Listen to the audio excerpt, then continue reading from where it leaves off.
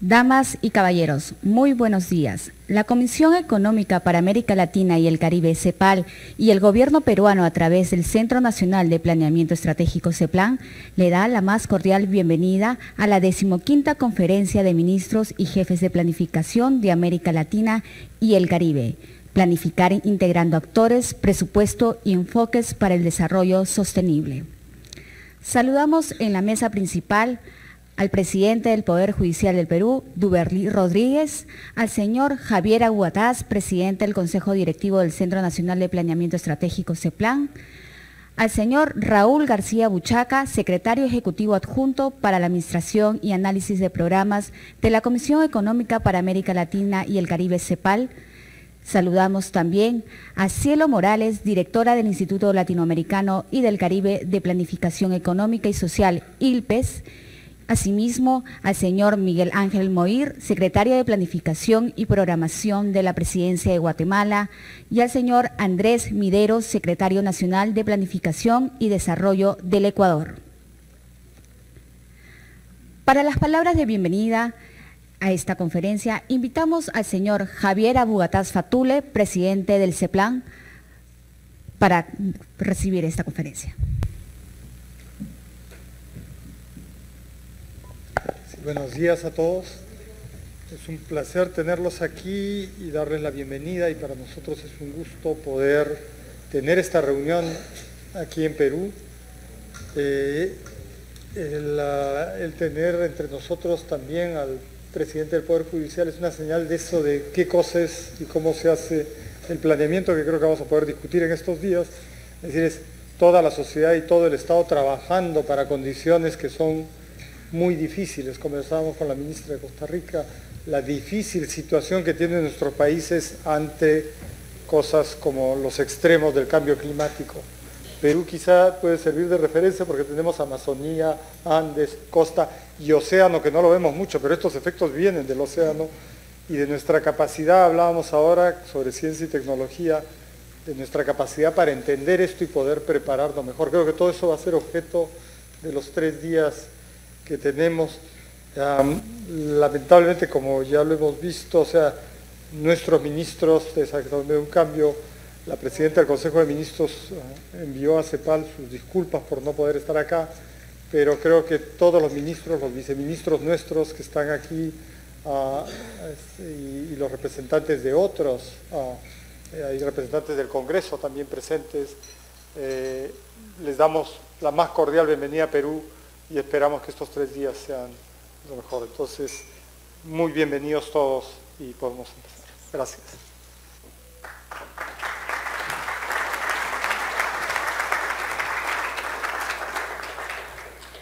A continuación, iniciamos la conferencia inaugural, la planificación como medio de implementación de los Objetivos de Desarrollo Sostenible en el marco de la Agenda 2030. Para esta parte, invitamos al señor Raúl García Buchaca, secretario ejecutivo adjunto para Administración y Análisis de Programas de la Comisión Económica para América Latina y el Caribe, CEPAL.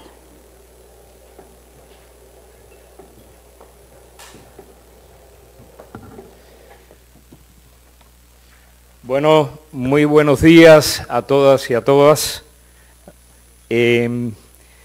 Duberly Rodríguez, presidente del Poder Judicial del Perú, al señor Javier Abugataz, presidente del Consejo Directivo del Centro Nacional de Planeamiento Estratégico de Perú, Andrés Mideros, secretario nacional de Planificación y Desarrollo del Ecuador, Miguel Ángel Moir, secretario de Planificación y Programación de la Presidencia de Guatemala, Cielo Morales, amiga, directora del Instituto Latinoamericano y del Caribe de Planificación Económica y Social, del ILPES, de la CEPAL. Bueno, muy bienvenidos a todas y todos. Yo quiero empezar por extenderle un muy afectuoso saludo a todos los ministros y ministras y altas autoridades de planificación que se han dado cita aquí hoy con nosotros en esta quinta conferencia ministerial, y muy especialmente a nuestros anfitriones, al Gobierno de Perú y al ministro Abugataz por su generosa hospitalidad, acogida y los excelentes preparativos que ya desde ahora nos auguran unas muy fructíferas jornadas de trabajo durante estos días.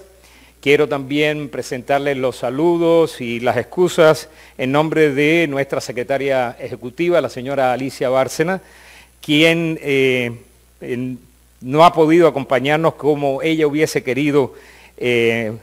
estos encuentros, porque se encuentra cumpliendo otras tareas que le han sido encargadas por el secretario general de las Naciones Unidas, el señor Antonio Gutiérrez, en Nueva York.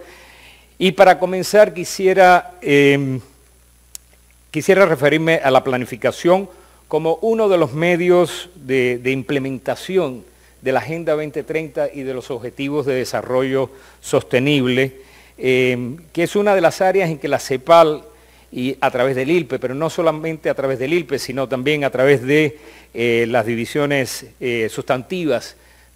como son la División de Estadística, de Desarrollo Económico, de Desarrollo Productivo, estamos apoyando y acompañando activamente a los países de la región con las diversas modalidades que tenemos nosotros de trabajo, como es la labor analítica, la capacitación y la asesoría técnica. Entonces quisiera comenzar por referirme a estas megatendencias que tensionan el contexto global y el estilo predominante de desarrollo, donde se están produciendo, realmente estamos asistiendo a un cambio de época, un cambio que se materializa con grandes tendencias globales, megatendencias o cambios tectónicos, como también nosotros las hemos llamado desde la CEPAL, que tensionan todos estos estilos de desarrollo predominantes, donde se ve el ascenso de China como un actor muy importante en los ámbitos comercial, de inversión, tecnológico, ambiental y político, y se está produciendo una suerte de, diría yo, de recomposición de las hegemonías en un mundo más multipolar, con cambios de posicionamiento en los Estados Unidos y en una Europa que tiende a rezagarse un poco, y caracterizado también por una tasa de crecimiento global muy baja después de la crisis financiera del 2008, que esto va aparejado con un comercio internacional que no repunta. Y esto es a lo cual nosotros nos referimos como el sesgo recesivo del crecimiento, porque el comercio o crece poco o no crece, y crece menos que el PIB mundial, y esto genera un círculo vicioso de bajo crecimiento. Crecientes desigualdades de riqueza, con las consecuencias conocidas en el ámbito social, político y económico. La irrupción de la cuarta revolución tecnológica e industrial con un nuevo paradigma tecnológico, como la robotización, las tecnologías de la información y las comunicaciones, la Internet de las cosas, la nanotecnología, y los desafíos que todo esto impone sobre el futuro del mundo del trabajo, el cambio climático y el deterioro ambiental a nivel global, que es uno de los más grandes fallas de mercado al cual nos hemos enfrentado como humanidad, las migraciones masivas y la transición demográfica, y esa sensación de malestar que se da entre grandes segmentos de la población que han sufrido los excesos de la globalización o la hiperglobalización, y que exige transparencia, exige sus derechos y la producción de bienes públicos. Y la respuesta multilateral global que ha tenido la comunidad internacional ante esta situación ha sido la Agenda 2030 y los Objetivos de Desarrollo Sostenible, el Acuerdo de París sobre el Cambio Climático, el Acuerdo de Addis Abeba para el Financiamiento sobre Desarrollo y otros más que nos iremos refiriendo a lo largo de la presentación. Entonces, la palabra clave que se ha instalado, yo diría, en el concierto internacional es la incertidumbre. La incertidumbre y lo que ha provocado la irrupción de los nacionalismos económicos, las arremetidas contra el comercio internacional y el multilateralismo, y por ejemplo tenemos lo que está pasando con el Brexit, el America First en Estados Unidos, y la exclusión que esto está generando también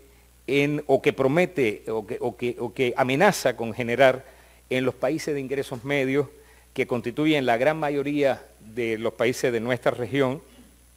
del sistema de la cooperación internacional, por la graduación, utilizando como criterio prácticamente primordial el PIB per cápita, que a todas luces es muy insuficiente para dar cuenta de todas las vulnerabilidades y de todas las brechas estructurales que nuestros países sufren y que lastran nuestro desarrollo. Y yo diría que lo más preocupante en torno a este tema de la cooperación internacional no es tanto el declive de los flujos de la asistencia, de la ayuda oficial al desarrollo, que sí se está produciendo sin lugar a dudas, sino también el acceso a los problemas y los obstáculos que presenta la falta de acceso a las transferencias tecnológicas. Esta graduación presenta para las transferencias tecnológicas el financiamiento concesionario, como por ejemplo participación en los fondos verdes para la mitigación y adaptación al cambio climático y otros beneficios asociados también al comercio. Para alcanzar los objetivos de desarrollo sostenible y la Agenda 2030, se requiere movilizar, según algunos cálculos, una gran cantidad de recursos financieros. Se calcula que entre 5 y 14 billones, entiendo que son realmente, si son 1.000 millones de dólares en total, anual, y siendo obviamente el tema ambiental el que requiere mucho mayor financiamiento. Y de manera inesperada, bueno, se ha producido en estos últimos años cambios que realmente han remecido estos acuerdos, estos consensos que se habían alcanzado a nivel internacional.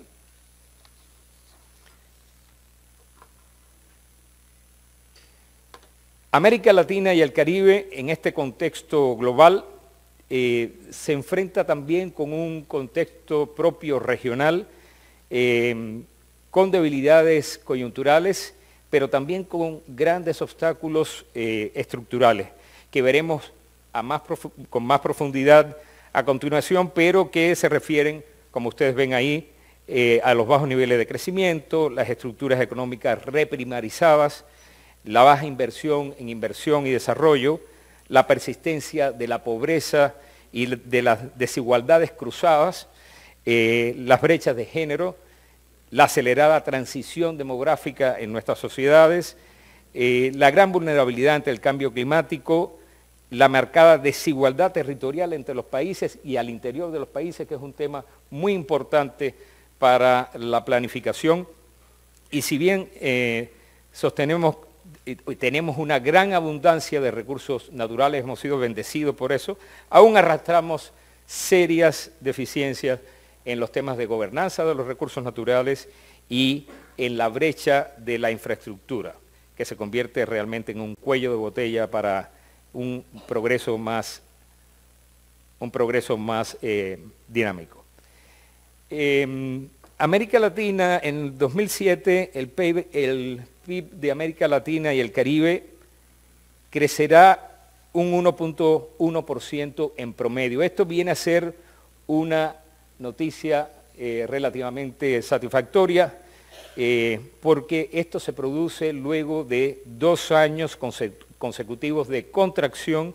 económica en la región en general. Pero obviamente observamos, como pueden ver ustedes en la gráfica, una dinámica muy diferenciada por subregiones y por grupos de países que podríamos englobar diciendo que las economías de Centroamérica y México van a crecer en alrededor del 2,5%, esas son las estimaciones de la CEPAL, asociadas a la dinámica económica de Estados Unidos y a las exportaciones de manufacturas y de maquila. mientras que las economías de América del Sur, que son mucho más dependientes de las industrias extractivas, crecerán un 0,6%, pero esto después, como ya decía, de 2 años de contracción consecutiva. Y esto es debido a que esta mejoría relativa se produce por los efectos de un mayor crecimiento global que trae aparejado una demanda agregada externa que mejora los precios de los productos básicos y favorece no solo los términos de intercambio y el valor exportado a los países, sino también los ingresos fiscales. Y se destaca, por ejemplo, la recuperación proyectada para la Argentina con un 2%, el Brasil con 0,4% y Ecuador con 0,7%, que eran 3 países que en el año pasado habían sufrido contracciones, o en los años anteriores habían sufrido contracciones en sus niveles de actividad importante. Pero la noticia que no es tan alentadora es que la estructura productiva de la región prácticamente no cambia, no se diversifica. Hay una predominancia de la reprimarización y se produce un efecto de lock-in. Como apreciamos en la gráfica, aquellos países que exportan principalmente recursos naturales, como hidrocarburos, metales, etcétera, experimentan las mayores fluctuaciones en su crecimiento económico ligados a las variables y a los vaivenes de los precios de los commodities internacionales, de las materias primas, y al deterioro de sus términos de intercambio. Mientras que en aquellos países que basan más sus exportaciones en la producción de manufacturas, sufren menos de estas fluctuaciones en su PIB por causa de cambios bruscos en los términos de intercambio. De aquí la necesidad que la CEPAL plantea de avanzar de manera apremiante en realizar un cambio estructural de fondo de manera progresiva en la estructura, en el entramado productivo de la región. Y dado que la estructura productiva se ha mantenido sin variaciones significativas, la entrada de inversión extranjera directa en la región entre 2015 y 2016 también se ha visto afectada por la baja de estos precios de los commodities que representan los sectores más rentables y que atraen más inversión extranjera directa en nuestra región. Y dado que los precios se han mantenido, se han reducido significativamente, también lo ha hecho la inversión extranjera directa que, como ustedes podrán ver ahí, en la región en su conjunto decrece casi un 8%, 7,9% entre 2015 y 2016, y solo crece en 9 países de la región. Esto es una característica de la inversión extranjera directa que se concentra, se concentra no solamente en los sectores más rentables, que tienden a estar relacionados con los recursos naturales, las industrias extractivas, sino también con aquellas economías mayores, las economías más fuertes, que son las que concentran esta capacidad atractiva. En América del Sur, esta caída es aún más marcada, del 9,3%, y hay que destacar además que en momentos de gran incertidumbre, como son los actuales, también se produce el fenómeno de flight to quality, o sea que se revierten los flujos de las economías más desarrolladas a las economías en desarrollo y se fortalecen más los flujos entre los mercados más seguros para proteger los activos financieros. En el área social, la región ha realizado grandes esfuerzos, hay que reconocer, para reducir la pobreza y la pobreza extrema desde niveles muy altos en los años 90, como podrán ver ustedes ahí en esa gráfica de la izquierda, con caídas significativas hasta el año 2012. A partir de ese momento hemos entrado en una suerte de estancamiento, como de plató, e incluso vemos ya con cierta preocupación que en 2015 ha habido un repunte de la pobreza, que aún no sabemos si esto va a marcar una tendencia al retroceso en los logros alcanzados, así que estamos de manera de manera muy cercana, tomándole el pulso a qué está pasando con estas mediciones de la pobreza. Y en otro aspecto, en el aspecto de la desigualdad, si bien la desigualdad también se ha reducido, seguimos siendo la región más desigual del mundo, incluso más desigual que el África subsahariana, para que compararnos con el benchmark de los países de la OECD. Y somos una región muy desigual en un mundo extremadamente desigual, en el que 8 individuos asociados con, sobre todo con 6 grandes empresas de tecnología de la información y de las comunicaciones, concentran en sus manos todos los recursos equivalentes al que maneja el 50% de la población más pobre del mundo. Esto es un dato realmente extraordinario sobre la concentración de la riqueza en el mundo y cómo también acá nosotros somos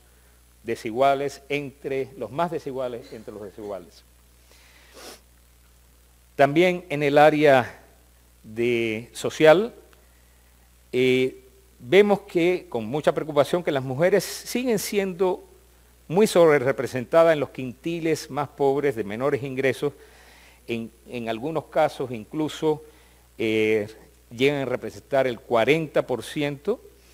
y en los quintiles más pobres es mucho más elevada esta proporción de mujeres sin ingresos propios. Por ejemplo, en el primer quintil ese porcentaje llega a alcanzar el 44% para las mujeres, mientras que para los hombres representa el 23%, tomado como promedio simple para 15 países que son analizados en esta gráfica. Lo cual se traduce en que la pobreza sigue teniendo una cara de mujer y de niña, de indígenas y de afrodescendientes,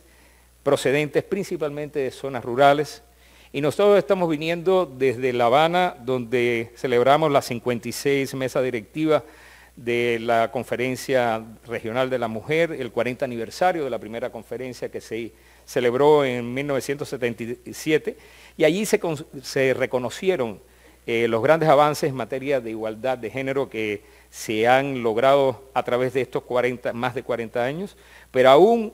existe un enorme camino por recorrer para alcanzar la plena igualdad entre hombres y mujeres. La autonomía económica, todavía ahí hay grandes rezagos en lo que respecta al acceso a la calidad, a trabajo de calidad, a igual remuneración por igual trabajo, a una división del trabajo más justa entre los sexos, y a equilibrar esa gran desproporción del trabajo de cuidado que cae básicamente sobre las mujeres.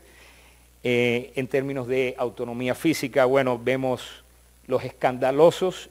índices de violencia de género y de feminicidio y las bajas posibilidades de acceso a los servicios de salud sexual y de salud reproductiva, y en materia de participación política, a pesar de todas las políticas de acción positiva que han habido en muchos países de nuestra región, en las leyes de cuota, todavía existe una muy baja participación de las mujeres en los procesos de toma de decisiones políticas. Y nuestros países en América Latina y el Caribe, además estamos sufriendo una acelerada transición demográfica que, como ustedes pueden ver en este gráfico, se está produciendo de manera bastante acelerada un envejecimiento de la población, y en los próximos 10 años se proyecta, en términos muy prácticos, que va a haber una limitación muy importante al bono, a las ventajas que ofrece el bono demográfico de tener poblaciones jóvenes en la población económicamente activa. Esta tendencia al envejecimiento poblacional, esto que se da de manera más natural en los países de Europa y en otros países más avanzados, en nuestras sociedades genera tensiones muy importantes, sobre todo en los temas como el financiamiento de los sistemas de pensiones y de protección social, y en la demanda de servicios especializados para aquellos segmentos de la población que entran en la última etapa del ciclo de vida, lo que obviamente requiere de un ajuste, de un reacomodo, de una readecuación acelerada de las políticas públicas para hacerse cargo de este tema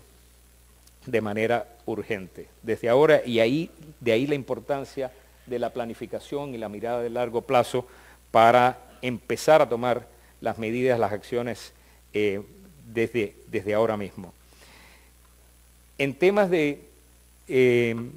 el ámbito ambiental, bueno, la incidencia del cambio climático ya no es un tema de futuro, es un tema del presente, está aquí con nosotros en la actualidad. El tema del calentamiento global y la subida del nivel promedio de los mares, y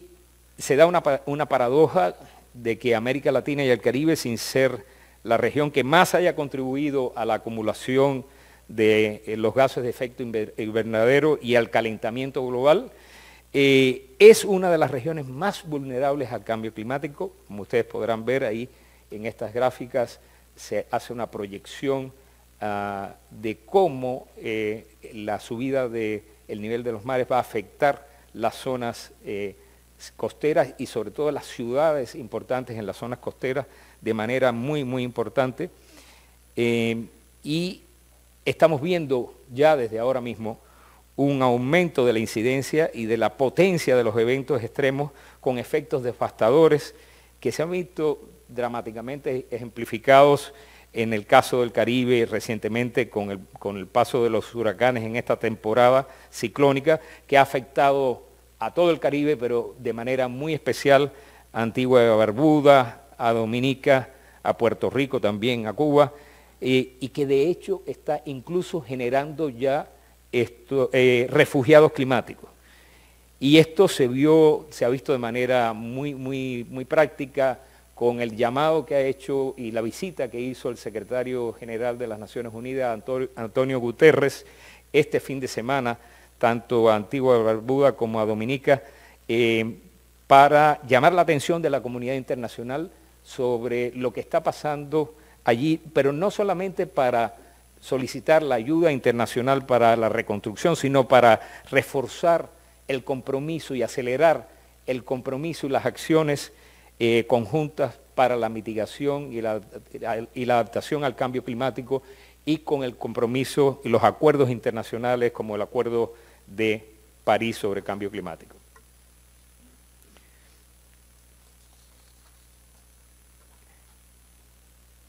Y en la dimensión ambiental, la CEPAL considera que se abre una enorme oportunidad para la región, muy importante, para hacer converger el cambio estructural progresivo de la estructura productiva con la nueva revolución tecnológica para poder emprender estilos y modelos de desarrollo bajos en carbono, sendas de desarrollo bajos en carbono, lo que necesariamente pasa por el cambio de la matriz energética con la inclusión e incorporación deliberada de fuentes energéticas más limpias y renovables. Verán ustedes en el gráfico cómo incluso desde el año 90 hacia acá, debido a el crecimiento económico y las matrices energéticas incluso se ha carbonizado. Y tenemos que avanzar en esta gran dependencia que tienen las matrices energéticas de la mayoría de nuestros países de combustibles fósiles, obviamente con grandes excepciones como es el caso de Costa Rica, que realmente ha hecho un esfuerzo extraordinario en este aspecto, y de otros países también de la región que ya se están poniendo metas muy ambiciosas para que en los próximos años poder incorporar fuentes limpias y renovables. Y estos esfuerzos coinciden con la propuesta que desde la CEPAL nosotros estamos impulsando para la región del gran impulso ambiental, que requiere de manera urgente desarrollar un portafolio de inversiones que aceleren el cambio hacia tecnologías más limpias y ambientalmente sustentables. Y todo esto, obviamente, no se produce en el vacío, se da en un lugar muy importante que es el territorio. Y el territorio, por eso decimos que el territorio importa. Y es en el territorio donde se expresan y se resumen y se dan las desigualdades del desarrollo relativo en nuestra región, tanto al interior de los países como entre los países. Si queremos avanzar con paso firme en la implementación de la Agenda de Desarrollo 2030 y de los Objetivos de Desarrollo Sostenible, tenemos que encontrar cómo traducir estos objetivos a los diferentes niveles territoriales, local, subnacional, nacional y regional, y se convierte entonces en un imperativo la georreferenciación de la información para poder orientar las políticas públicas de manera basada en la evidencia y que impulsen un desarrollo productivo, económico, social y ambiental mucho más armónico entre los territorios. Aquí podemos ver que es importante notar que la CEPAL y el ILPES otorgan una gran relevancia al desarrollo territorial y a la necesidad de armonizar esas desigualdades que se presentan de desarrollo relativo entre los territorios. Entre las múltiples actividades que nosotros desarrollamos en este ámbito está el monitoreo de la evolución del Índice de Desarrollo Regional, que ya tiene su historia y que estima los grados de desarrollo socioeconómico relativo en territorios de América Latina, específicamente en 8 países y 175 entidades territoriales de México, Ecuador, Colombia, Brasil, Perú, Bolivia, Argentina y Chile. Y en el Índice de Desarrollo Regional de 2015 se observan grandes áreas, la preponderancia todavía de grandes áreas o zonas de la región que exhiben las mayores carencias relativas, y me refiero como ustedes podrán ver en la gráfica, al nordeste del Brasil, el suroeste de México, que además ha estado afectado también por terremotos, o sea que les llueve sobre mojado, las zonas andinas y amazónicas del Ecuador, Colombia, Bolivia, Perú, y en tanto las de mayores niveles relativos de desarrollo se ubican en la mayoría en los territorios de Argentina y Chile, el sur de Brasil, y el norte y la zona central de México, y las áreas metropolitanas principales de Perú y de Colombia. Toda esta información, el valor de toda esta información comparativa, que es comparativa en el tiempo, es que nos permite informar con evidencia las políticas públicas para poderlas aplicar a la Agenda 2030 y con esto poder generar el objetivo principal, que es sociedades más cohesionadas, modelos de desarrollo más inclusivos y territorios más productivos. Y les hago una primicia aquí, una publicidad, de que este mapa se publicará en el Panorama del Desarrollo Territorial 2017 en diciembre de este año, así que para que estén atentos.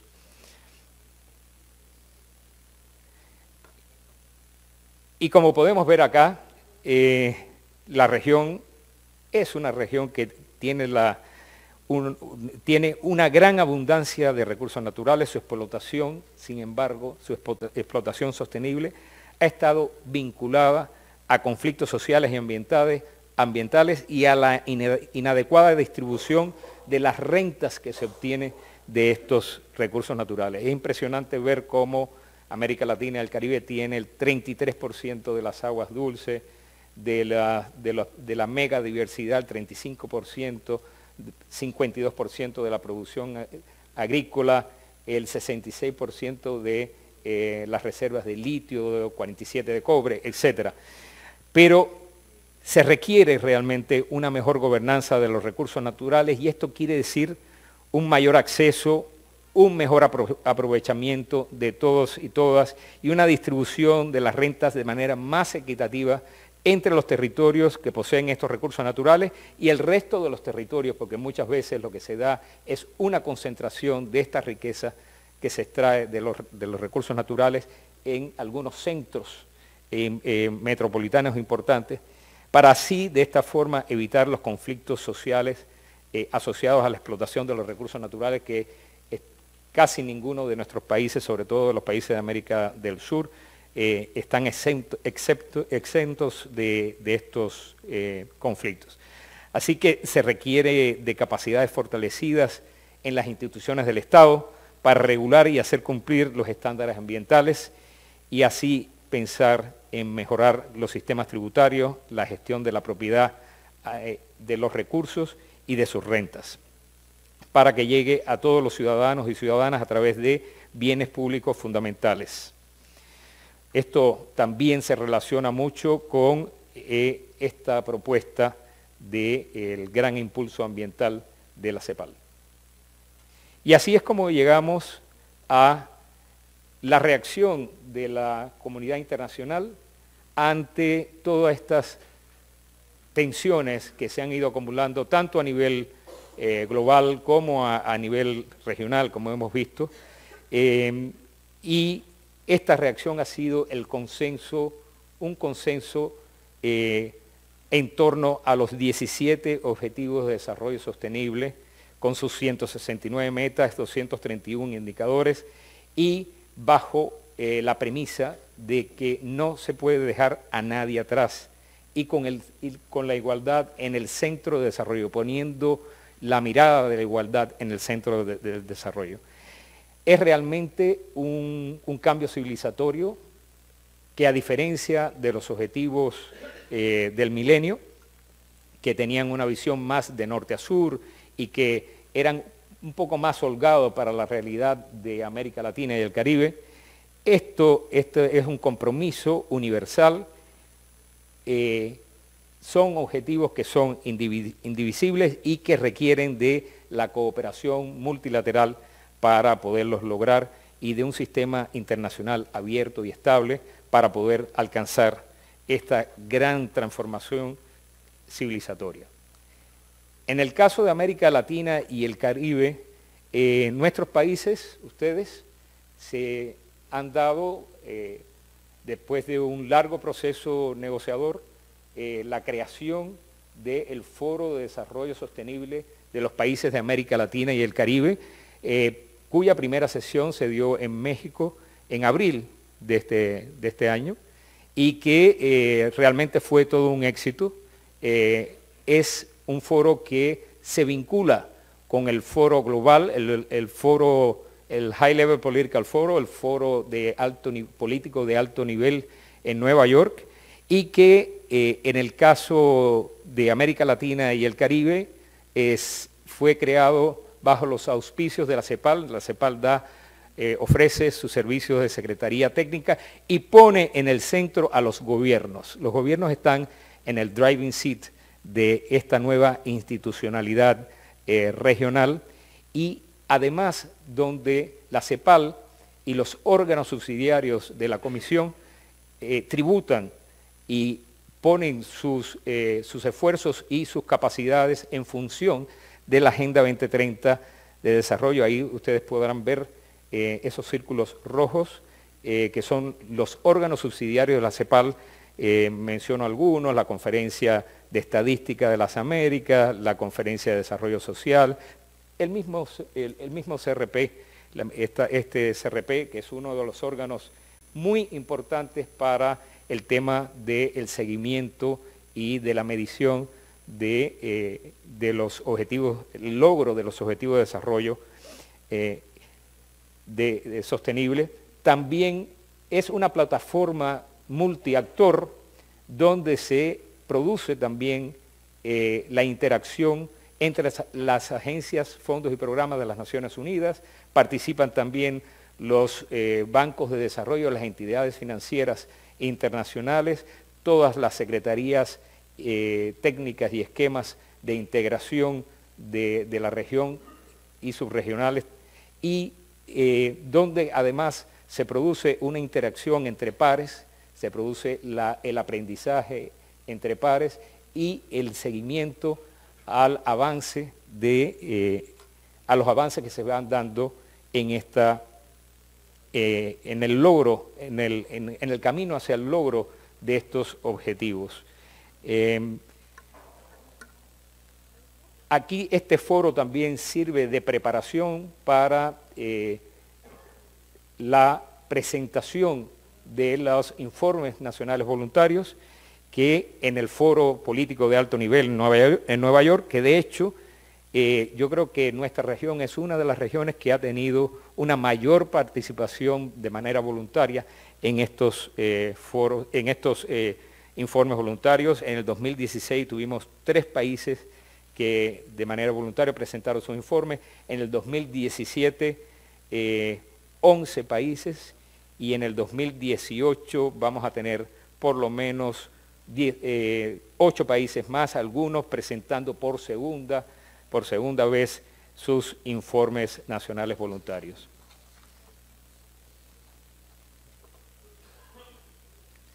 Pero la Agenda 2030 requiere de un proceso de seguimiento que involucra todos los niveles de gobierno y que va desde lo subnacional, lo local, lo subnacional, hasta pasando por lo regional hasta lo global. Los países de la región han estado trabajando en armar esta institucionalidad nacional para asegurar que los logros de la agenda puedan ser medidos y seguidos a través del Sistema Nacional de Planificación y que coordine los planes sectoriales, los planes subnacionales y que además articule a los actores y que todo esto se refleje en los planes nacionales. Los avances que los países están reportando a través de sus informes nacionales, como ya dije, pues terminan siendo presentados en el foro político de alto nivel, de manera que este esquema lo que hace es mostrar de manera gráfica cómo se vincula los diferentes niveles, sectores y actores en este proceso de seguimiento de los objetivos de desarrollo sostenible a través de la institucionalidad. Y hay 6 pilares para la cooperación, para la acción y la cooperación que hoy la Agenda de Desarrollo 2030 requiere de la cooperación a nivel nacional y regional. Y es promover una arquitectura interinstitucional e intersectorial al más alto nivel, que como veremos ya ha sido llevada a cabo en varios países de la región, integrar los objetivos de desarrollo sostenible en los planes de desarrollo nacionales y en los presupuestos, incluida también en los portafolios de inversión, el fortalecimiento de capacidades estadísticas, desarrollar los medios de implementación como el acceso al financiamiento, la tecnología, comercio, la rendición de cuentas, el fortalecimiento de la arquitectura regional mediante observatorios y la creación de espacios de diálogo entre gobierno, empresas y ciudadanía, que son sumamente importantes para los temas de la planificación participativa. Desde que fue adoptada la Agenda 2030, los países de América Latina y el Caribe empezaron en este proceso de adaptación de la agenda a sus realidades nacionales. Y esto ha tenido diferentes manifestaciones, diferentes ritmos, diferentes modalidades en función de las prioridades nacionales. Muy tempranamente los países de la región comenzaron a realizar estos ejercicios de alineación, de alinear la Agenda 2030 y los Objetivos de Desarrollo Sostenible en sus planes de desarrollo nacional, y han aprovechado, algunos de ustedes han aprovechado la misma institucionalidad preexistente, es decir, lo que se habían acordado en el marco de los Objetivos de Desarrollo del Milenio, mientras que otros países han establecido institucionalidades nuevas para dar seguimiento a la Agenda 2030. Pero yo creo que lo más significativo de esto es que 19 de los 33 países de la región ya cuentan con mecanismos nacionales de coordinación para esta implementación de la Agenda 2030 a nivel nacional, y más del 50% de estos mecanismos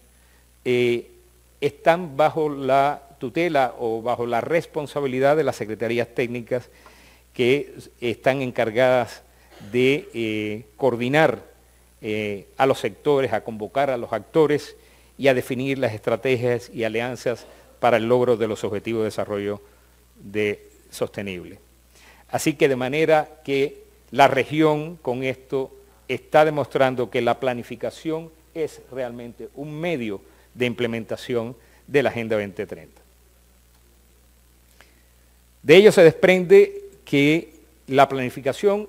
está llamada a jugar un rol central de liderazgo en la articulación de las políticas para el cumplimiento de la agenda y desarrollar una visión de largo plazo que se haga cargo de enfrentar estos desafíos, los desafíos de la coordinación de los diversos actores de la sociedad, que vincule también el corto y el largo plazo, las diferentes escalas de gobierno y los diferentes sectores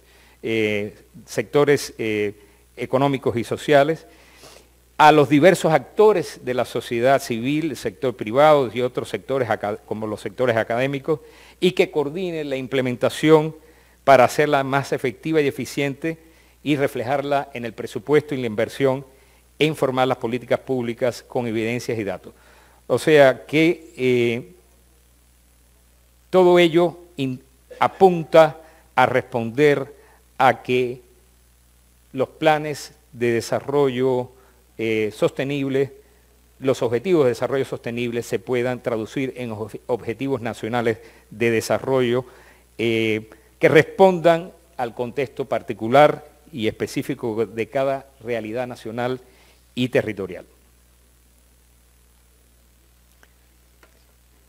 Y dentro de los nuevos enfoques de la administración pública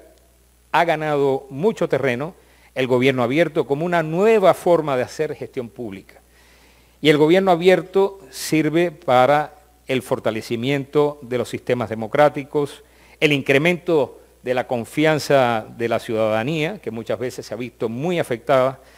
en generar mayor transparencia y mecanismos más robustos de rendición de cuentas para, por ejemplo, combatir la corrupción, el impulso a la innovación y el mejoramiento de la calidad y la eficiencia y la eficacia de la gestión pública. Solamente voy a mostrarle de manera muy rápida que 16 países de la región cuentan ya con planes nacionales de acción de gobierno abierto en estos 5 ejes estructurantes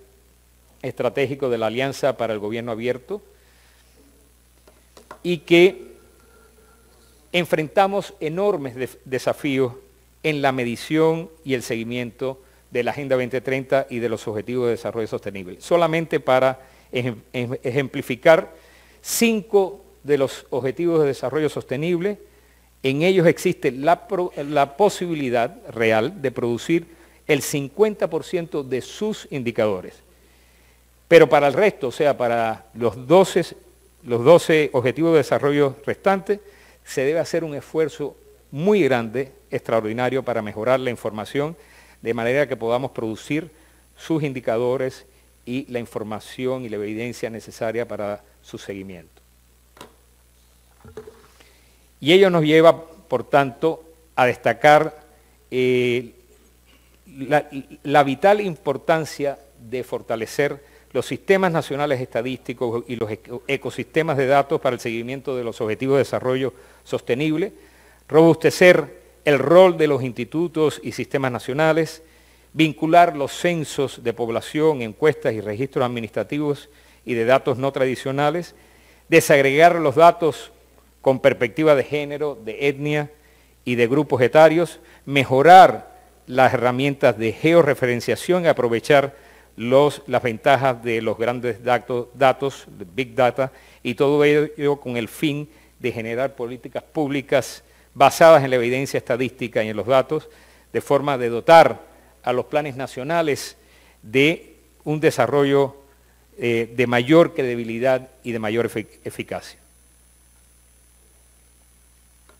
Solamente voy a pasar muy rápidamente esta gráfica para Mostrarles otra dimensión central del cierre de brecha entre los países industrializados y los países en desarrollo, que tiene que ver con las capacidades tecnológicas. Y como muestra se puede ver muy claramente en esta gráfica, América Latina y el Caribe concentra solamente apenas el 2% de las solicitudes mundiales de patentes tomadas como proxy de el desempeño en el área tecnológica y de la innovación, mientras que en contraste la República de Corea cuadruplica la del conjunto de la región, pese a que la población de América Latina y el Caribe es 12 veces mayor que la de la República de Corea. Este pobre resultado se vincula directamente con el bajo nivel de gasto que la región está asignando a la investigación y el desarrollo. Y según las cifras del Banco Mundial, entre el 2005 y el 2010, apenas estábamos asignando el 0,83% del PIB regional a investigación y desarrollo, y esto en buena medida mejorado por el aporte que hace Brasil, que sí dedica el 1,1% de su PIB. Pero estas cifras contrastan con la media, el promedio de 2,5% del PIB que se registra en los países de alto ingreso y del 1,7% del PIB en las economías en desarrollo, del Asia-Pacífico. Por lo tanto, urge repensar la política de inversiones de manera en función del cambio tecnológico y del desarrollo sostenible.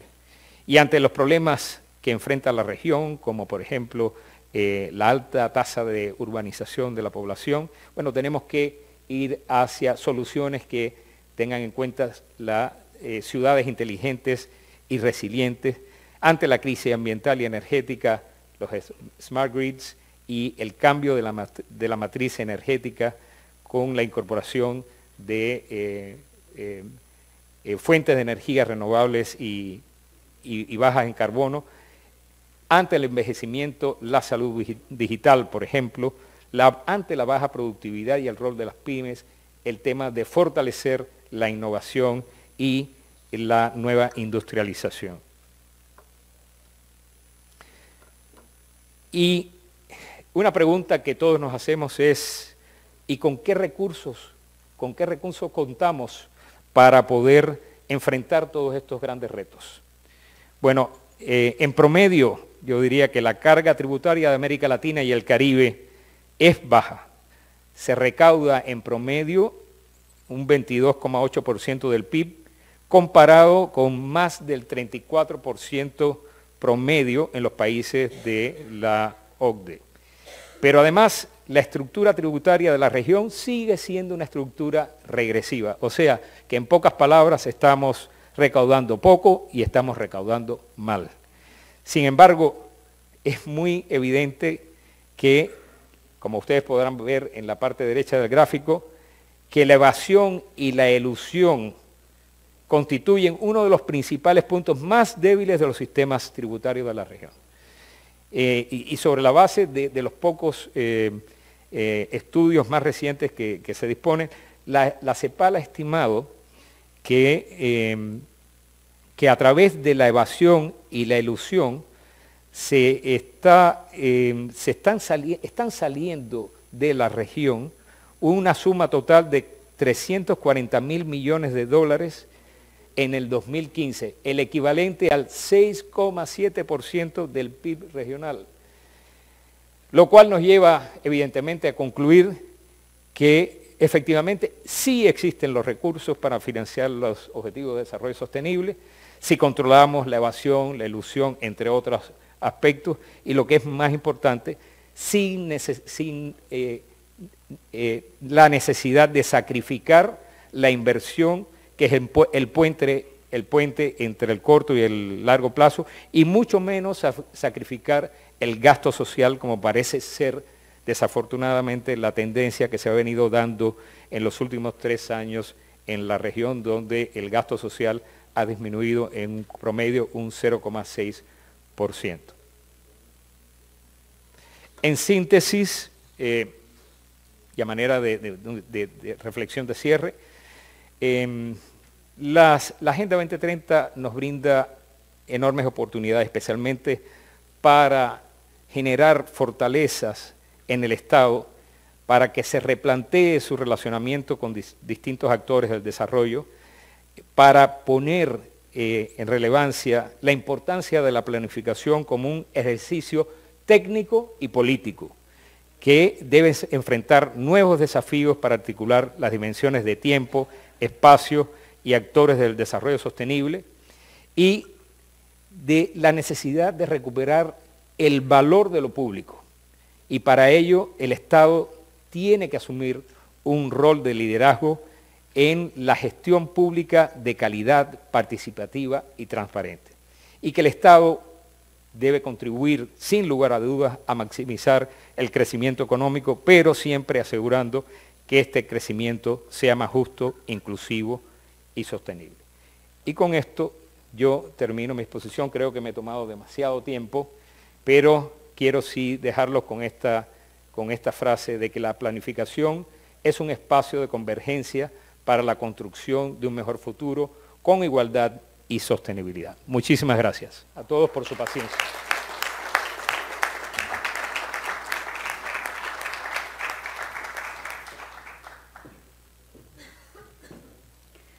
A continuación, escuchemos los comentarios de Miguel Ángel Moir, secretario de Planificación y Programación de la Presidencia de Guatemala, y luego del señor Andrés Mideros, secretario nacional de Planificación y Desarrollo del Ecuador. Señor Moir. Muchas gracias. Hago propios los vocativos del día de hoy en la mañana. Quiero iniciar felicitando al secretario García Uchaca por la excelente presentación que nos acaba de dar sobre cómo la importancia de la planificación para la implementación de los objetivos de desarrollo sostenible. Quiero, después de agradecer y ser un honor para mí estar en esta mesa compartiendo con las distintas autoridades, quiero referirme principalmente a cómo se recupera el rol de la planificación del desarrollo. Creo que estamos en el momento coyuntural más importante de los países de América Latina y el Caribe para reposicionar el rol de la planificación y poder recuperar ese liderazgo en cuanto a la orientación y el destino que deben tener los recursos que son escasos en cada uno de los distintos países que estamos catalogados como de renta media. Y se finca prácticamente en la relación que se debe fortalecer en el proceso de política, plan y presupuesto. La política que es la rectora o la que orienta hacia dónde debe ir el desarrollo del país, fincado en un plan nacional de desarrollo que establece cuáles son las prioridades de cada uno de los países y finalmente cómo le damos expresión presupuestaria a esa planificación, que ha sido el gran desafío por décadas y que es lo que nos tiene en el lugar donde estamos, que transitamos hacia el desarrollo pero no logramos crecer como quisiéramos en esa materia. Y traigo la reflexión efectivamente del impacto que tiene ese efecto que tenemos en las economías, en las dinámicas económicas de los países de la región, sobre todo por esa geopolítica que amenaza constantemente cómo va tendiendo y el comportamiento que va teniendo las economías y cómo nosotros sufrimos el impacto de eso en 2 días. La parte económica y luego la parte del cambio climático. Y nosotros somos sus países en su mayoría que debemos atender más la adaptación al cambio climático. Eso es un desafío que nos lleva a plantearnos 2 preguntas importantes. Primero, ¿cómo vemos la perspectiva del crecimiento económico y cómo ese crecimiento económico de cada uno de los países está impactando realmente en el tema de desigualdad y pobreza?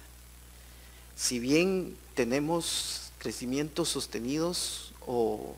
o que se mantienen estables en algunos de los países como porcentaje del PIB, pero ese crecimiento económico, ¿hacia dónde está yendo realmente? En Guatemala tenemos un crecimiento económico sostenido y estable del 3.4% del PIB, a veces sube más, pero tenemos 59% de pobreza general y 23% de extrema. Son replanteamientos que tenemos que considerar en los temas de planificación. Y la segunda parte es cómo vamos a financiar ese desarrollo. Y el desarrollo, si bien estamos catalogados como países de renta media, donde cada vez va a haber menos cooperación, entonces no nos queda en la ecuación que el desarrollo lo financiamos con el presupuesto general, ingresos y egresos del Estado. Y presupuestos con grandes desafíos como rigideces presupuestarias, como poca capacidad de maniobra para los gobiernos para poder enfocar y dirigir hacia las prioridades nacionales el gasto. Viene que solo tenemos dos maneras de recuperar presupuestos que son tan pequeños en América Latina, sobre todo porque no tienen el sustento suficiente para poderse financiar. Por el lado del ingreso o por el lado del gasto. Si es por el lado del ingreso, tenemos que pensar en temas principalmente como ampliación de la carga tributaria, de la base tributaria, el tema de la formalización y distintas oportunidades que hay en este momento de poder repensar y replantear cómo vamos a financiar el desarrollo. Por el lado del gasto es calidad de gasto, principalmente enfocando a dos cuestiones importantes, y aquí es donde quiero terminar mi comentario. El primero es de que el incremento, esa tendencia que mencionaba el señor secretario sobre cómo va bajando el gasto social en términos del PIB y la necesidad que tienen nuestros países para el tema de desigualdad y pobreza de incrementar el gasto social. Entonces, y segundo, el tema de la infraestructura para el desarrollo, resiliente con medidas de adaptación para el cambio climático principalmente. Ahorita tenemos las amenazas constantes, la exposición al riesgo que tienen nuestros países, sobre todo en la región donde somos los más vulnerables, si bien no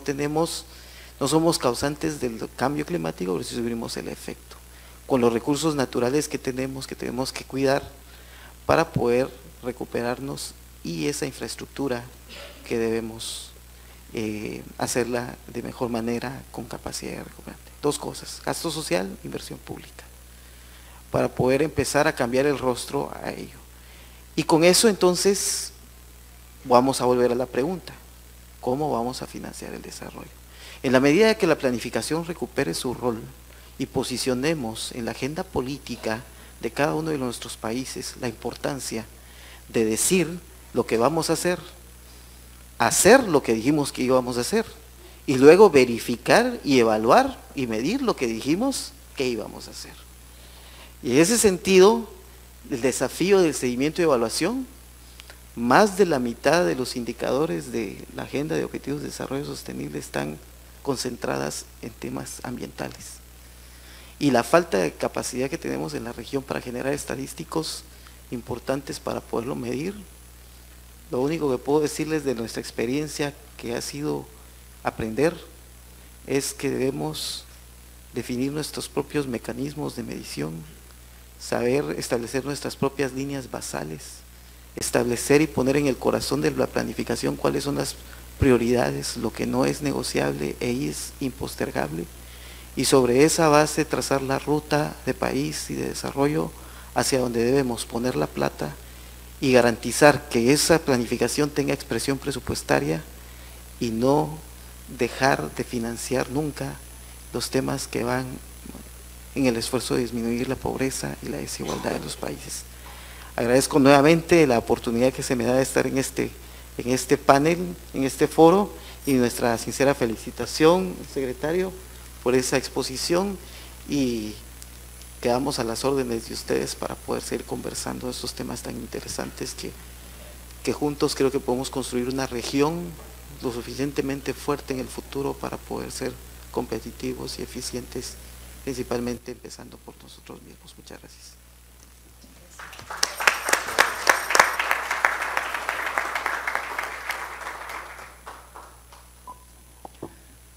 Buenos días a todas y todos. Javier, gracias por recibirnos. Raúl, Cielo, gracias por la organización y el trabajo que se viene realizando. Y Miguel Ángel, igual, gracias por este periodo que Guatemala y Ecuador hemos copresidido el Consejo Regional de Planificación. Hay unos avances importantes que discutiremos el día de mañana también sobre eso. Creo que el diagnóstico es bastante claro y se ha planteado de forma muy explícita: ambiente, deuda, pobreza, desigualdad, deterioro de términos de intercambio, financiamiento, incluso son términos que venimos hablando décadas, son términos sobre los cuales venimos hablando décadas. Y creo que la incertidumbre que planteaba Raúl en este momento que se vive nos lleva a la reflexión desde la planificación, desde los procesos culturales, desde los procesos económicos, desde los procesos políticos que viene viviendo la región y viene viviendo el mundo también. Hay unas condiciones climáticas cambiantes, hay unas condiciones geopolíticas y económicas que cambian y generan incertidumbre. Y frente a esa incertidumbre, evidentemente viene cómo respondemos desde la planificación. ¿Nos mantenemos o cambiamos? Lo que es evidentemente claro, y lo dijo hace ya mucho tiempo Albert Einstein, es que no vamos a obtener resultados diferentes haciendo lo mismo. Entonces, evidentemente algo tenemos que poder proponer. Y creo que ahí viene la planificación, porque alcanzar ese desarrollo no es un tema de improvisación, ni suerte, ni de falsas manos invisibles, sino de un tema de coordinación y acción colectiva, en el cual tenemos que poder impulsar. Compartirles desde el caso ecuatoriano, a partir del año 2008, que tuvimos una asamblea constituyente, recuperamos el rol planificador del Estado, entendiendo un Estado que planifica, entendiendo un Estado que además es garante de derechos. Y entonces nos pensamos la política pública como un instrumento para esa garantía de derechos. No es de ser política pública solo para determinado objetivo, sino enfocándolo en los derechos, un enfoque de derechos que está desde el mandato constitucional, desde la planificación y donde evaluamos las políticas públicas que establecemos en la medida que garantizan esos derechos. Y desde ahí pensamos entonces también una política pública que trate de cambiar en un cambio de época hacia máximos de desarrollo. Y ahí apostamos por recuperar la idea del buen vivir que compartimos con Bolivia también en mandato constitucional. Del buen vivir en la armonía individual, en la armonía colectiva, en la armonía también con el ambiente del que somos partes. Y digo, empezamos a plantear máximos porque empezamos a decir, evidentemente hay que erradicar la pobreza y hay que reducir las desigualdades hasta el punto que encontremos equidad y justicia social. Pero la planificación tiene que enfocarse en construir esos máximos en los que todos podamos vivir bien. Y eso se vincula con el tema de derechos y creo que ahí hay saltos importantes que dar. La Agenda 2030 también nos plantea algunos retos importantes. Un avance significativo frente a la Agenda de Objetivos de Desarrollo del Milenio que teníamos. Un objetivo 17 que justamente nos da cuenta de la necesidad de alianzas, que no es que solos podemos hacerlo. Y entonces ahí la apuesta por la integración regional es fundamental. Así lo consideramos y así lo vemos desde Ecuador. Una agenda al 2030 que en el caso ecuatoriano la asumimos y nos corresponsabilizamos con la agenda global, pero también coincide exactamente con los 200 años de vida republicana que va a cumplir el Ecuador. Y así hemos construido nuestro nuevo Plan Nacional de Desarrollo, Plan Nacional para el Buen Vivir, que desde el 24 de mayo que asumió el nuevo gobierno en Ecuador con el presidente Lenín Moreno, hemos venido trabajando. Un plan que se vincula al 2030 tanto en la agenda de los ODS cuanto en la agenda histórica, digamos, de llegar a 200 años de vida republicana. Y organizamos ahora nuestra planificación, es un cuarto plan para el buen vivir, es un proceso que llevamos ya una década desarrollándolo, pero que reconocemos nuevas fases y reconocemos la importancia de mejorar, de corregir, de sostener.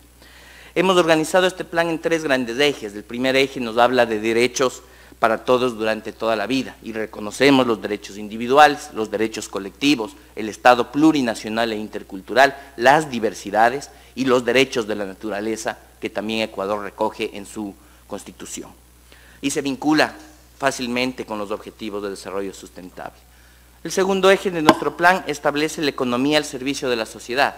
Estamos conscientes que la economía, la producción, la circulación, el consumo de bienes y servicios está enfocado en la satisfacción de necesidades, que hay que generar escenarios y hay que generar condiciones para la inversión privada, que ésta tenga una legítima ganancia, pero que sea absolutamente responsable también. Y como se señaló, sabemos, el diagnóstico es absolutamente claro, América Latina es la región más desigual del planeta en un mundo altamente desigual. Pero entonces, si no hablamos de distribuir mejor, distribución primaria, salarios versus capital, y si no hablamos de redistribuir mejor, difícilmente vamos a cambiar esas condiciones de desigualdad. O sea, porque la teoría del goteo ya sabemos cómo ha fracasado y cuánto daño ha hecho. Y un tercer eje que tenemos en nuestra planificación nacional nos habla de algo que es fundamental y que también está establecido en la presentación que se hacía. Lo hemos llamado Más Sociedad, Mejor Estado.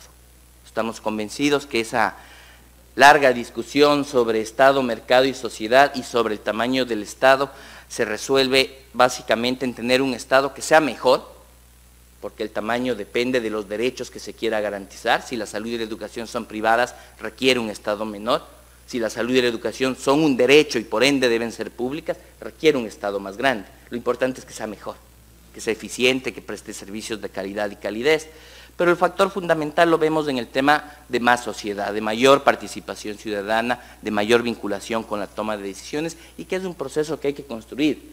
En la práctica de la planificación mismo, quienes creemos profundamente en la participación, en algún momento sufrimos apuros o sustos de cómo procesar la diversidad de la participación y la diversidad de criterios que existen en nuestras sociedades. Entonces, todo un reto que muchas veces hace mejor, dejemos de lado, sistematicemos nosotros y veamos, pero eso tenemos que aprender a profundizar. Creo que es un tema en construcción que es central. Considerar que todavía a nivel regional hay carencias materiales que son prioritarias. El tema de la vivienda, el tema del acceso al agua, el tema de los sectores rurales en los que estamos, y por otro lado también los temas de las violencias, machismo, racismo, xenofobia, son males que todavía están presentes y que creemos que hay que decirlos con todas sus letras, con todas sus palabras para que duela y que desde ahí podamos reconocerlo y podamos construir una América Latina, un Caribe, unos países mejores. Retos importantes que tenemos también ahí es cómo esas metas, además de los indicadores, terminan en presupuestos, y esos presupuestos en el momento económico en que vive la región, pensar cómo se complementa lo público con lo privado. O sea, es importante y creo que es claro que la inversión pública genera un dinamismo económico y genera unas condiciones. Los últimos 10 años en Ecuador hemos hecho grandes inversiones en infraestructuras, hidroeléctricas, puertos, aeropuertos, carreteras, control de inundaciones, canales de agua, etc. Pero quien trae los retornos de esas inversiones no es el sector público, es el sector privado. Es la inversión privada nacional y extranjera, de la cual también se habló, pero que también tenemos que aprender, creo yo, aprendiendo de la historia que hemos tenido como región, a cualificarla. No puede ser cualquier inversión extranjera. Por concepto mismo, la inversión que viene en el mediano o largo plazo saca más de lo que trae, porque si no, no tendría retorno, porque si no, no existiría desde la lógica económica de maximización de utilidades, salvo que encontremos otro tipo de inversionistas que pueden haber, pero desde la lógica es eso. Y entonces, ¿cómo las cualificamos? En transferencia de tecnología, en procesos limpios, en generación de empleo, en elementos que al final como países y como región nos permitan que quede más de lo que se lleva. O sea, creo que esa idea también es fundamental para aprender de lo que puede ser la inversión extranjera directa. No es una panacea, es necesaria, y lo digo desde un país dolarizado, en donde la atracción de divisas es fundamental y vital, pero tenemos que analizar con mucho cuidado que esa inversión no sea solo de mediano plazo, generar unas plazas de empleo y en el mediano y largo plazo nos deje con mayores problemas y con menor riqueza de la que teníamos. Considerando, algo que también se habló, el tema de la gobernanza de los recursos naturales. Si esa inversión viene a recursos naturales, tengan por sentado, desde las leyes de la entropía, que se llevará más de lo que está trayendo. Entonces tenemos que pensar unos modelos adecuados. No estoy diciendo que no hay que hacerlo, sino que deberíamos pensarlo como región inteligentemente, cómo lo hacemos. Creo que hay retos también en la coordinación y la vinculación de la planificación nacional. En nuestro caso nos organizamos en 6 sectores de la política: lo social, lo productivo, lo económico, y tratamos de ir hacia el territorio. Y ahí creo yo una de las tareas pendientes que también tenemos como país en Ecuador, y que comparto con las reflexiones del territorio importa. Y quizás es importante que en estas sesiones que vamos a tener el día de hoy, de mañana, el viernes también la charla sobre el desarrollo urbano y territorial, pensar en una estrategia territorial nacional, que las tenemos, pero quizás pensar en estrategias territoriales ya regionales, porque el territorio no entiende de fronteras. Eso creo que lo sabemos casa adentro. Una cuenca hidrográfica no dice, ahí me pusieron la frontera, me muevo un poquito. Un páramo, la Amazonía, las cuencas hídricas, como ya lo dije, creo que es importante que lo pensemos. Las infraestructuras también, que ya luego viene la intervención humana, la intervención de la política pública, y esa infraestructura pensada para el desarrollo, sí creemos que es momento de pensarnos como región, y quizás ahí tenemos elementos para ir consolidando lo que ya se ha venido haciendo desde el mismo ILPES y la CEPAL, y pensarnos de estrategias territoriales regionales que nos permitan complementarnos, que nos permitan también ir haciendo las cosas diferentes para ver si logramos resultados diferentes, ya que los que tenemos no necesariamente nos dejan aún satisfechos. Ya decía, el objetivo 17 de los ODS, creo que en estos espacios de integración regional, así lo consideramos desde Ecuador, tenemos que profundizar esas alianzas, la cooperación sur-sur, pero sobre todo desde integrarnos, y la planificación es un elemento de integración, porque la planificación es cierto que es un instrumento técnico, una hoja de ruta, pero sobre todo son instrumentos políticos de la visión que proponemos para nuestras sociedades, para nuestros pueblos. Y ahí hay elementos como el financiamiento, y dentro del financiamiento darle fuerza a la arquitectura financiera regional. Creo que todos los países, cuando hablamos de deuda y hablamos de financiamiento, sabemos desde dónde conseguimos ese financiamiento, sabemos desde dónde conseguimos ese endeudamiento y en qué condiciones. Creo que para ser soberanos financieramente como región, porque como nación es muy complicado, pero como región, una nueva arquitectura financiera que ya se ha venido discutiendo en los últimos años es algo que requiere impulsos. Se señalaba también los pactos éticos fiscales, la justicia fiscal, el trabajar, el revisar todos los elementos de paraísos fiscales. Desde Ecuador tenemos una posición muy clara frente a los paraísos fiscales, su eliminación, porque legitiman flujo de divisas por actos de corrupción, unos, otros tal vez también por acciones legítimas, pero que lo que hace es alejar los recursos para el desarrollo de los lugares en los que se necesita. Los elementos de comercio justo, los elementos también frente a la inversión extranjera directa, no podemos competir por reducción o alza de impuestos, por ponerlo simple, sino que tenemos que llegar a consensos regionales también en ese sentido. El ambiente es claro, el cambio climático, la gestión de riesgos. En el 2016 Ecuador sufrió un terremoto devastador, Chile lo ha tenido, México lo tuvo hace pocos días también. Entonces, si no pensamos la gestión de riesgos, la resiliencia y la planificación desde esa perspectiva, difícilmente podemos garantizar un desarrollo que sea sostenible en el tiempo. Los temas sociales, y creo que aquí hay un elemento también que con la mejora que tiene la agenda de los ODS aún es incompleta, le falta hablar de la movilidad humana, y creo que como región tenemos que trabajar mucho en esos sentidos. Ya hablé de las infraestructuras, los sistemas de información, se mencionó también, compartimos plenamente, es algo que tenemos que avanzar, y sobre todo desde cómo lo vemos desde Ecuador, desde cómo sostenemos los derechos en ese momento político y económico que es desfavorable. El tema estructural está claro, es un tema de generar valor agregado en lo económico, de salir de la dependencia de los recursos naturales, porque eso se traduce en que sigamos hablando de deterioro de términos de intercambios. Y en lo social es absolutamente evidente la desigualdad. Entonces, frente a esos retos, ¿qué hacemos diferentes y cómo planificamos diferente para obtener los resultados que deseamos? Creo que es parte de los elementos que están para poder cumplir los objetivos de desarrollo sustentable. Creo que este espacio de discusión y de diálogo es fundamental para decir, desde cómo se ha planteado la misma Agenda al 2030, no es algo que lo podamos hacer solo, tenemos que hacerlo juntos, tenemos que hacerlo como región y como región frente al mundo para poder establecer determinadas posiciones y determinado trabajo también que nos permita ser sostenibles en el tiempo. Muchas gracias.